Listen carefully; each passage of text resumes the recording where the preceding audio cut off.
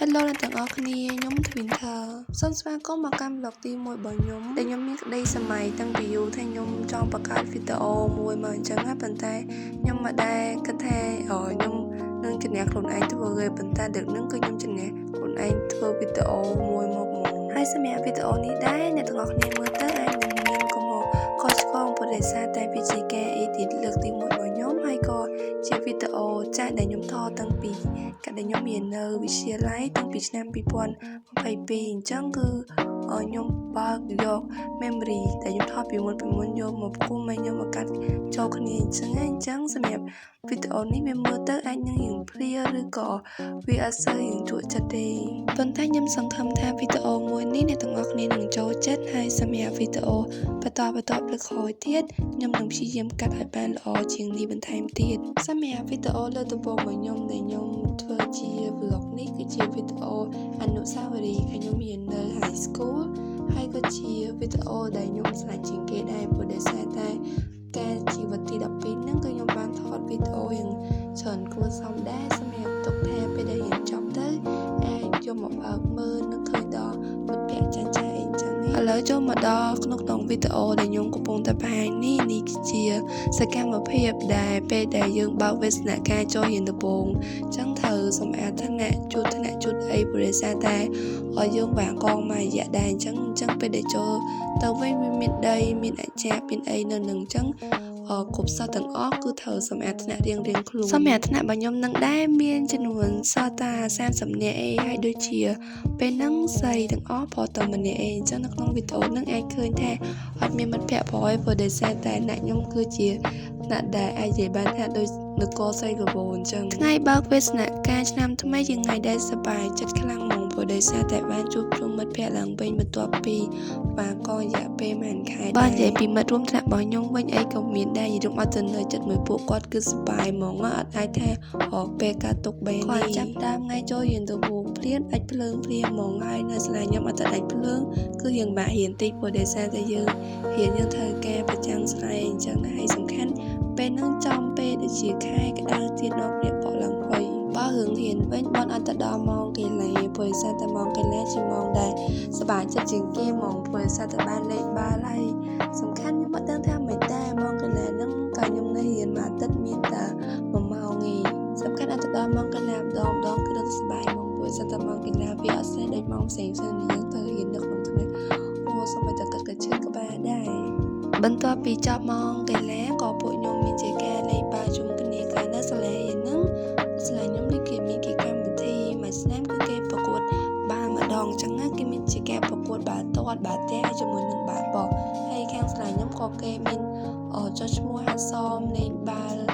ទាំងអស់នឹងដែរសម្រាប់ការប្រកួតនឹងដែរមិនចុះឈ្មោះបានតែសិស្សឯងសម្រាប់លោកគ្រូអីក៏គាត់ចុះឈ្មោះប្រកួតបាននឹងដែរព្រោះតែជាប្រភេទកីឡាអាចថាយើងជួបជុំគ្នាហើយក៏ជាកីឡានាំមកនូវសន្តិភាពដែរអញ្ចឹងនៅសាលារបស់ខ្ញុំរៀនមានបរិវេណធំមានតារាងបាល់បោះបាល់ទះជាមួយនឹងបាល់ទាត់ដែលអាចឲ្យសិស្សដែលគាត់ទៅនៃពីការសិក្សាអីគឺគាត់អាចទៅលេងបាល់បាន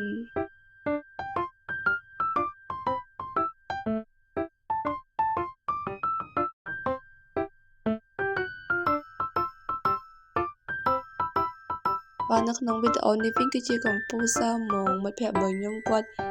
ចេះថាគាត់លួចញ៉ាំនំនៅក្នុងថ្នាក់ប៉ុន្តែគាត់ញ៉ាំឡើងតែនំសូម្បីតែខ្ញុំលួចញ៉ាំនំក្នុងថ្នាក់និយាយទៅញ៉ាំមកដូចគាត់អត់ទៅញ៉ាំដល់តែគ្រូចាប់បានរហូតហ្មងតែពេលគាត់នេះមើលគាត់ហើយតែចាំតែសើចហ្មងណាម៉ែខ្ញុំសារមិត្តភក្តិរបស់ខ្ញុំខ្លាំងហ្មងគាត់អីក៏ធ្វើបានដែរបើចូលមកដល់សកម្មភាពនេះវិញជាសកម្មភាពចុងម៉ោងដែលបន្ទាប់ពីរៀនចប់មេរៀនទៅអ្នកគ្រូគាត់បានលេងហ្គេមឲ្យពួកខ្ញុំបាត់ស្រេះអីចឹងហើយពេលហ្នឹងលេងហ្គេមល្អមែនតើអ្នកទាំងអស់គ្នាសាប់តែគាត់លេងហ្គេមបែបលក្ខណៈថាប្រាប់ឲ្យមិត្តភក្តិខ្ញុំម្នាក់ទៀតហ្នឹងគាត់ប្រាប់គាត់ធ្វើជាវិក័យហើយឲ្យពួកខ្ញុំទាយថាអាហ្នឹងអីគេចឹងហើយពេលទៅចេះថាអត់ដឹងមកខ្ញុំភ្លេចដែរពេលហ្នឹងប៉ុន្តែដឹងថាក្រុមរបស់ខ្ញុំនឹងក្រុមចាញ់ហើយបន្ទាប់ពីយើងលេងហ្គេមហ្នឹងចាញ់ទៅគាត់ឲ្យយើងធ្វើបែបលក្ខណៈថាជាអីចឹងណាដើម្បីអ្នកដូចជាអ្នកឈ្នះឲ្យអ្នកចាញ់ហ្នឹងធ្វើអីចឹងហើយវានឹងសប្បាយខ្លាំងហ្មងចេះថាអត់ដែរងាយមានដែរអត់តែរៀនចប់ចឹងគាត់លេងហ្គេមឲ្យព្រោះតែភាគច្រើនមេរៀនគឺច្រើនហើយដល់ពេលគាត់រៀនឲ្យយើងបានដែរចឹងគឺ សប្បាយយើងអត់សើសែជាមួយនឹងការរៀនរបស់យើងអញ្ចឹងវីដេអូនេះខ្ញុំបានថតទេប៉ុន្តែខ្ញុំអត់ដឹងថាមិត្តភក្តិខ្ញុំម្នាក់ឯងក៏ថតទេព្រោះសាច់តែខ្ញុំ share វីដេអូនេះពីខាងក្រុមមិត្តរួមថ្នាក់របស់ខ្ញុំដែរប៉ុន្តែជាវីដេអូអនុស្សាវរីយ៍មួយដែលអាចផ្លេចបានហ្មងព្រោះជារូបភាពដែលយើងសប្បាយជុំគ្នាមួយមិត្តភក្តិហើយជាមួយនឹងអ្នកគ្រូនៅtrongម៉ោងសិក្សារបស់យើងអញ្ចឹងណាបើមើលពីមេក្រុមដែលគាត់លេងហ្គេមមួយខ្ញុំនេះពេញគាត់ពុំខាងខ្លាំងហ្មងនៅក្នុងវីដេអូនឹងព្រោះតែតែពេលគាត់ធ្វើកាយវិការទៅពួកខ្ញុំអត់មានតែគេទាយត្រូវថាអាចចម្លើយនឹងអីគេអញ្ចឹងធ្វើឲ្យចាញ់ក្រុមមួយទៀតដល់ពេលអញ្ចឹងទៅក្រុមខ្ញុំចាញ់គឺយើងត្រូវធ្វើត្រាប់ធ្វើអីចឹងដល់ពេលចឹងវាសប្បាយខ្លាំងមែនទែនទស្សនវិជ្ជាពេលហ្នឹងអត់ដឹងនិយាយថាម៉េចមកសកម្មភាពអីក៏មានដែរដូចជាការដើរប្រហែលម៉ូតឈៀងរំនិរុំអីក៏ធ្វើដែរឲ្យតែបានមួយខ្លួនពេលហ្នឹង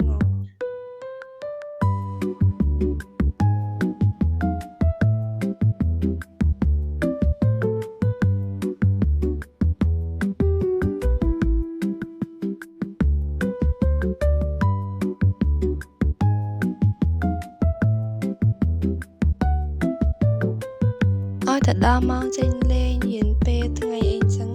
ម្នាក់មានអ្នកគេទៅទិញអីហូបពេលដឹងតែនាំគ្នាគេមកយល់តែដឹងថាមិនឲ្យតែពេលថ្ងៃឡើងគឺមួយគេខ្លាំងចំពោះសកម្មភាពបន្ទាប់វិញជាសកម្មភាពដែលអ្នកគ្រូបាននាំពួកខ្ញុំទៅចុះកម្មសិក្សាសម្រាប់សេសានបត់នៅភ្នំវត្តខេត្តកំពតពេលហ្នឹងចឹងទៅជាកម្មសិក្សាផងហើយក៏យើងសល់ពេលក៏យើងបានដើរលេង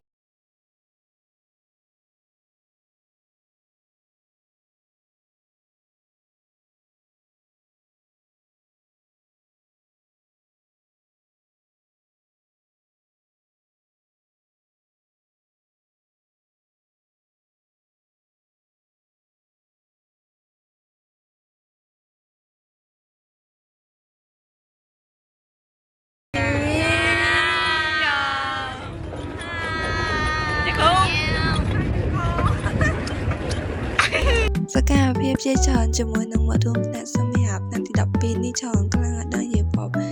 អ្នកទាំងអស់គ្នាថាមកនិយាយប៉ុន្តែវាច្រើនខ្លាំងហ្មងនៅក្នុងវីដេអូនេះខ្ញុំគិតថាខ្ញុំកាត់វាខ្លីទៅ10នាទីប៉ុន្តែខ្ញុំដឹងថាមិនខ្ញុំកាត់វាអស់លទ្ធភាពប៉ុន្តែវាបានដល់17នាទីវាយូរគួរសមដែរជាងសង្ឃឹមថាទាំងអស់គ្នាដែរមើលអាចនឹងអត់សូវធុញទ្រាន់ខ្លាំងអញ្ចឹងព្រោះនេះវាយើងកាត់ខ្លាំងមែនតែខ្ញុំសង្ឃឹមថាវីដេអូលើខយើងធ្វើទៅធំ10នាទីអីទីទូពួកខ្ញុំមិនចង់ធ្វើឲ្យវាវែងញីបើមិនរួមតែបើខ្ញុំពេញអីក៏មានដែរនិយាយរួមទៅសកម្មភាពចម្លែករបស់ពួកគាត់ច្រើនខ្លាំងហ្មង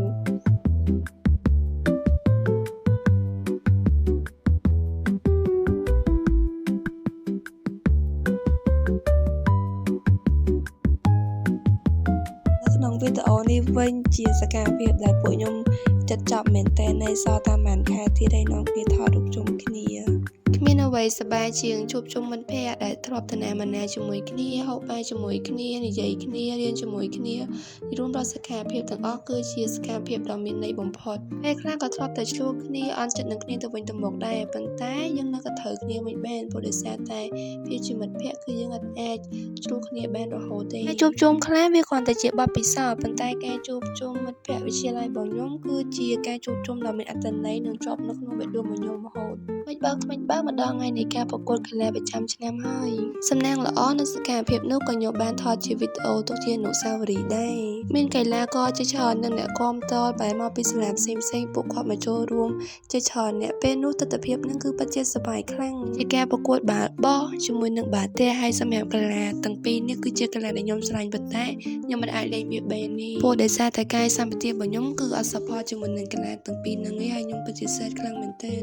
កន្លែងនេះវិញទាំងអស់គ្នាមើលទៅរៀងវិលមុខព្រោះដោយសារតែមនុស្សច្រើនហើយខ្ញុំសម្រុកទៅថតទៅវារៀងញ៉ៃញ៉ៃតិចចូលមកដល់កីឡាបាល់ទាត់ម្ដងចំពោះកីឡាបាល់ទាត់នេះគឺជាកីឡាដែលលេចធ្លោខ្លាំងជាងគេហ្មងហើយកីឡាករដែលប្រកួតប្រចាំសាលារបស់ខ្ញុំពួកគាត់តែងតែជាជើងឯកយកឈ្នះនៅក្នុងកីឡាមួយនេះរហូតពេលវេលាពិតជាដើរលឿនមែនតិចទៀតពួកខ្ញុំដល់ពេលប្រឡងបញ្ចប់ហើយប្រឡងបាក់ឌុបយេចូល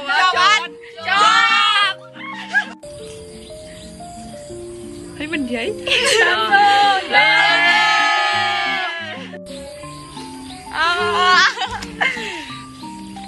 ឡង lòng bạn đụng cho đi lên chừng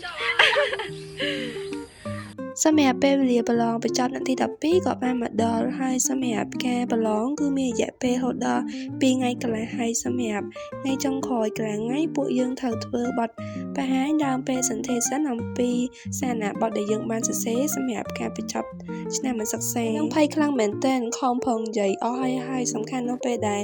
យើងឡើងបទបង្ហាញហើយក៏មានអ្នកគ្រូដែលគាត់សួរសំណួរសម្រាប់ចុងបញ្ចប់ដែរ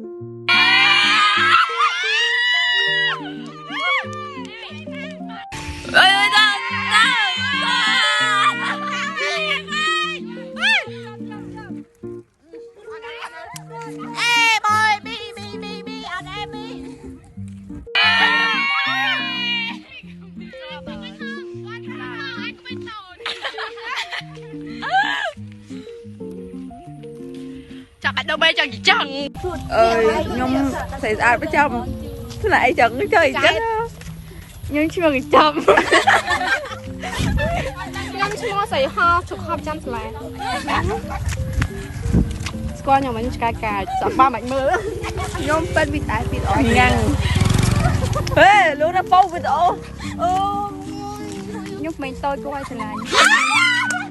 nhung pen na Campuchia nhung pen rau nha nhung này xóa mà giải trắng anh nói vậy đi anh nói vậy phạt đến anh luôn anh nói vậy đi phạt cái đây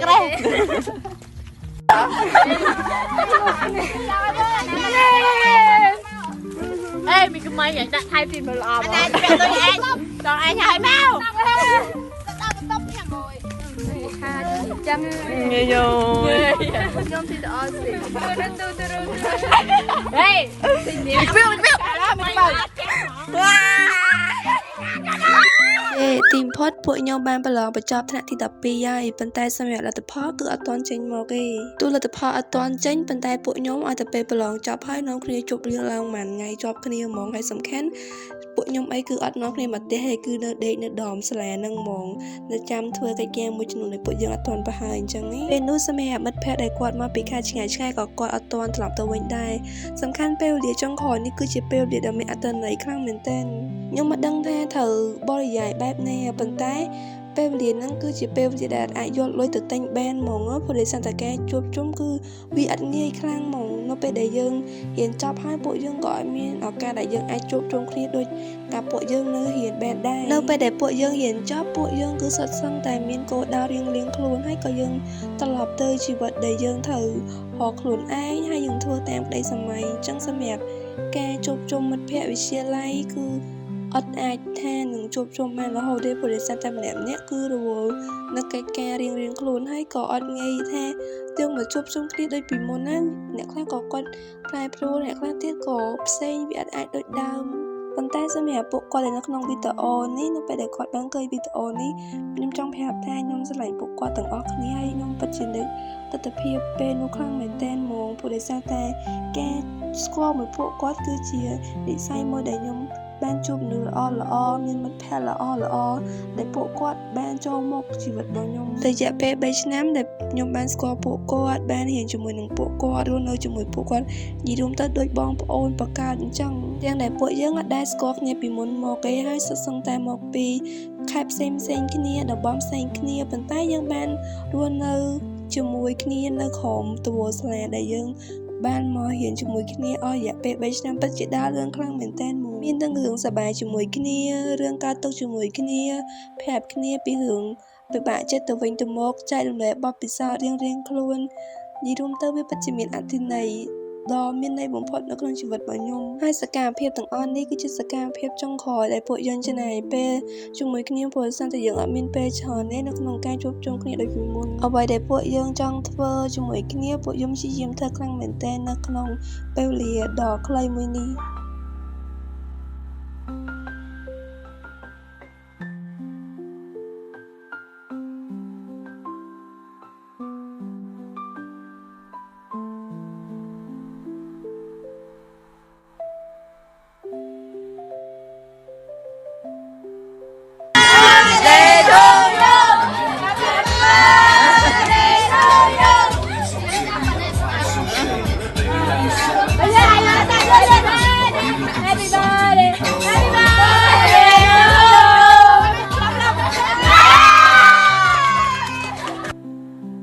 ទាំងអស់គ្នាដឹងអត់ពេលនោះពួកខ្ញុំសប្បាយខ្លាំងមែនតើសប្បាយឡើងពេកខ្លួនថាត្រូវមានរឿងដល់ស្អែកដែលពួកយើងអត់ទាន់ធ្វើរឿងហ្នឹងជារឿងដែលខ្ញុំអត់ចង់ជួបប្រទះជាលើកទី2នៅក្នុងជីវិតជារឿងដែលពិបាកហើយនឹងស្ទះធុងខ្លាំងមែនតើហ្មងអូយពេលនោះខ្ញុំអត់ចង់ជួបទស្សនវិជ្ជាបែបហ្នឹងទេរឿងនោះគឺបន្ទាប់ពីប្រឡងបញ្ចប់សិក្សាមួយថ្ងៃក្រោយមកក៏លោកគ្រូអ្នកគ្រូគាត់បានហៅពួកខ្ញុំឲ្យទៅកែសភៅសារណាបទដែរ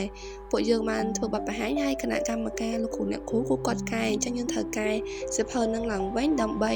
យើង copy ឲ្យសាលាគាត់ផ្ញើទៅក្រសួងដើម្បីដាក់បន្ទុកបូកជាមួយលទ្ធផលដើម្បីបញ្ចេញនៅនិទេសដែលយើងត្រូវដឹងលទ្ធផលបន្ទាប់ពីការប្រឡងចប់សិក្សាអញ្ចឹងណានឹងពួកខ្ញុំនាំគ្នាអង្គុយកែសភៅនឹងឡើងមួយថ្ងៃហើយកែតាំងពីយប់រហូតដល់ថ្ងៃឡើងដាច់បាយដាច់ទឹកហើយសំខាន់វាដល់វគ្គដែលចុងក្រោយនឹងហើយត្រូវខូចកុំព្យូទ័រទៀតអូយនិយាយរួមទៅវេទនាខ្លាំងមែនតើមកតាខូចសភៅនេះគឺពួកខ្ញុំចង់ដាច់ខ្យល់បន្ទាប់ពីបញ្ចប់កិច្ចការសាលាពួកយើងអស់មកពួកយើងក៏បានជុំគ្នាជាលើកចុងក្រោយដោយនាំគ្នាសរសេរ CV ដើម្បីដាក់ការងាររៀងៗខ្លួននៅtrongវីដេអូនេះខ្ញុំបានបង្ហាញអ្នកទាំងអស់គ្នានៅវីដេអូដែលពួកខ្ញុំទៅមើលលទ្ធផលបន្ទាប់ពីការប្រឡងនេះហើយខ្ញុំសង្ឃឹមថាខ្ញុំនឹងមានវីដេអូផាត់ធូរជូនទាំងអស់គ្នាអរគុណសម្រាប់ការទស្សនាវីដេអូរបស់ខ្ញុំតាំងពីដើមរហូតដល់ចប់សង្ឃឹមថាជួបទាំងអស់គ្នានៅវីដេអូក្រោយទៀតបាយបាយ ខ្ញុំអូយចង់